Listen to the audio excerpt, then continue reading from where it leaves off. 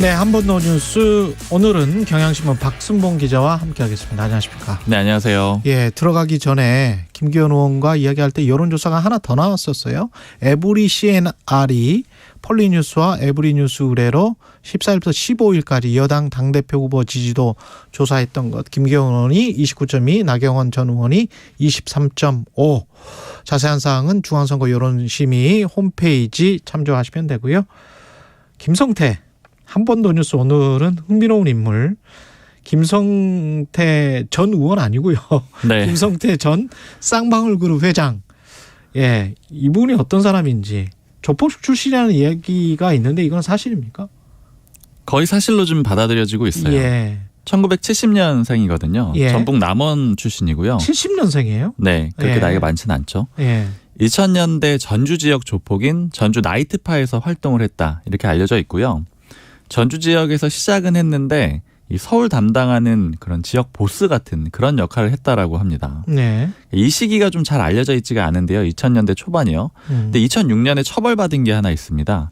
전국에 불법 도박장 개설을 해가지고 처벌을 받았거든요. 징역 8개월의 집행유예 2년을 받는데 이 바다 이야기 기억하시는 분들 기억하죠. 있으실 것 같아요. 예. 요거 수사하면서 김성태 전 회장도 같이 잡히게 됐던 거고요. 아마 추정컨대 이때 도박장 같은 걸 좀 운영을 하면서 돈을 많이 벌었던 걸로 그렇게 보입니다. 그리고 이때 공범들이 지금 최근에 쌍방울 그룹에 있는 다 측근들이기도 합니다. 그러네요. 그러니까 도박장을 처음에 했다. 조폭이었다. 도박장을 했다. 그 다음에는 어떻게 해서 돈을 벌었습니까? 그 다음에 불법 대부업을 했거든요. 대부업을 했다. 네, 2007년에 네. 도쿄 에셋이라는 회사를 강남 쪽에 서울에서 차려요. 아, 이제 등록한 업종은 투자 상담업인데 실제로는 대부업을 했다라고 하거든요. 그러니까 예. 이제 불법이 되는 거죠. 대부업체로 등록을 안 하고 대부업을 한 겁니다.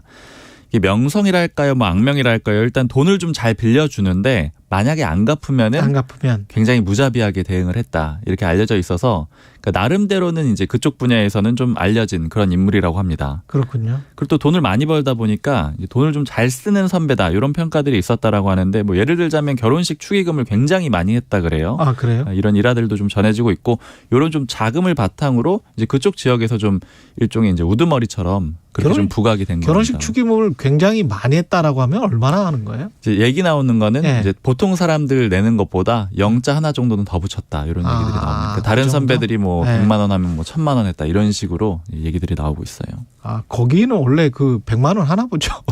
모르겠습니다. 어느 정도 규모로 하는지. 예, 규모가 이게 굉장히 큰 회사였습니까? 도쿄에서 생각보다 굉장히 컸어요. 예. 돈이 어느 정도 많았느냐, 이거 대략적으로 추정해 볼 수가 있는 게 좀 한참 지난 뒤긴 하지만 2017년에 이제 기소가 됐거든요. 그때 예. 이제 검찰이 조사를 했을 거 아니에요. 그때 나온 액수가 불법 거래된 게 318억이다. 아, 318억 정도를 굴렸다라는 거예요. 그러네. 그럼 그 이상 아마 돈이 그렇겠죠. 있었을 가능성도 있고요. 예. 그리고 또 당시에 돈을 빌렸던 사람들 중에 유력 인사들이 많거든요. 뭐 범 LG가 3세, 또 전 코스닥 상장사 대표. 특히 좀 주목해봐야 될 인물은 배상윤 KH그룹 회장이거든요. 지금 쌍방울 그룹이랑 일종의 형제 회사다, 아니면 뭐 경제 공동체다, 이렇게 평가가 되고 있는데 최근에 압수수색도 됐었습니다. 그렇군요. 알펜시아 리조트 문제 때문에 예. 압수수색도 됐던 그런 회사인데 돈 거래를 하면서 둘이 관계가 좀 맺어졌다 그래요. 이 배상윤 회장하고 김성태 전 회장이요. 쌍방울 같은 경우는 굉장히 유명한 회사인데 어떻게 하다가 이게 쌍방울 그룹 회장이 됐습니까? 2010년에 이제 인수를 했거든요. 예. 쌍방울 그룹은 많이 기억들 하실 것 같아요. 트라이라는 그런 그렇죠. 속옷 네이 만들면서 시작이 됐고요. 예, BYC 쌍방울. 네. 예. 사실 규모가 꽤 컸었거든요. 처음에 이봉령, 이창령 형제가 설립한 회사인데 이 영자가 영자 돌림인데 아. 방울 영자래요. 그래서 이제 쌍방울 두 명이 쌍방울. 모였다 해서 쌍방울이라는 회사니까 처음부터 김성태 전 회장의 회사는 전혀 아니었어요.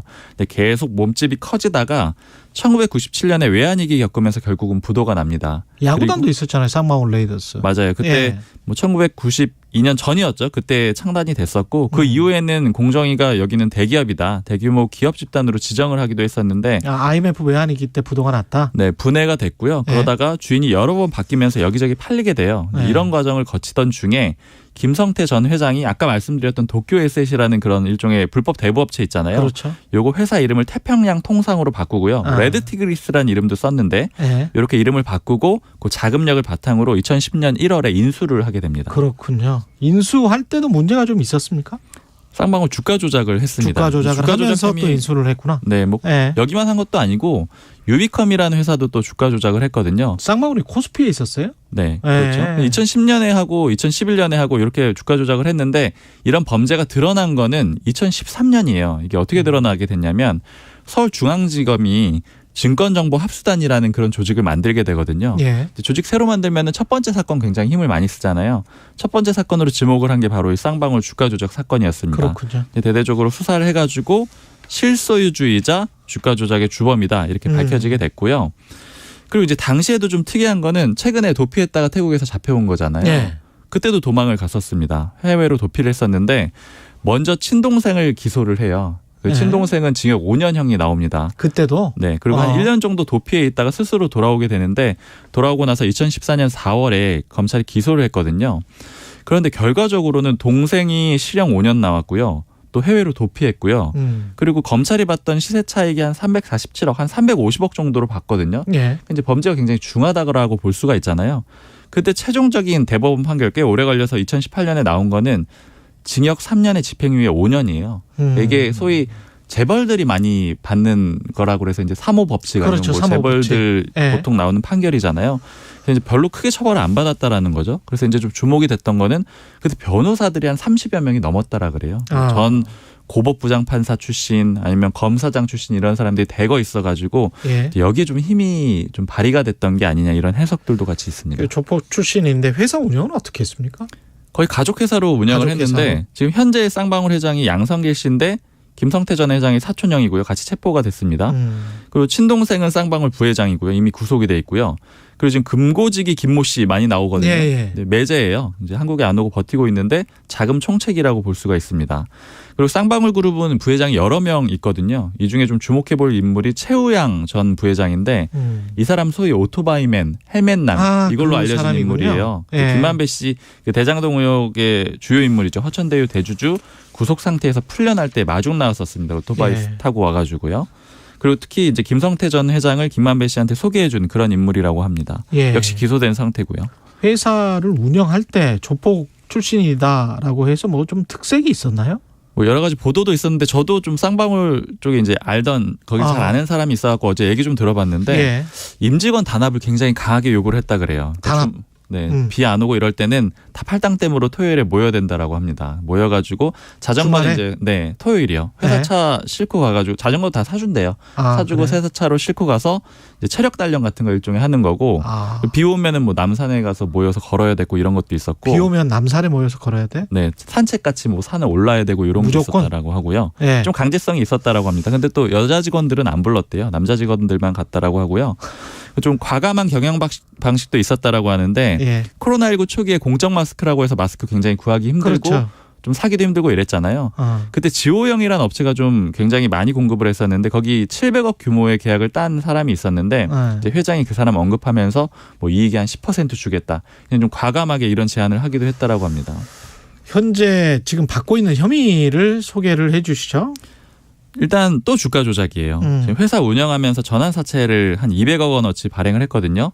이거 자체는 불법은 아닙니다. 근데 이게 주식으로 바꿀 수 있는 채권인데 주가에 따라서 영향 많이 받잖아요. 그렇죠. 그래서 유령회사 만들어가지고 주가 조작하고요. 또 전환사채 판돈 일부는 자기 계좌에 넣고 이런 식으로 불법을 저질렀고요. 예. 이렇게 돈 마련했잖아요. 이거 가지고 일부는 이 이재명 민주당 대표가 예전에 경기지사 시절에 공직선거법 위반 사건으로 재판받았는데 그때 변호사비 대납해줬다. 이 돈이 그 돈으로 흘러갔다. 이렇게 검찰은 보고 있고요.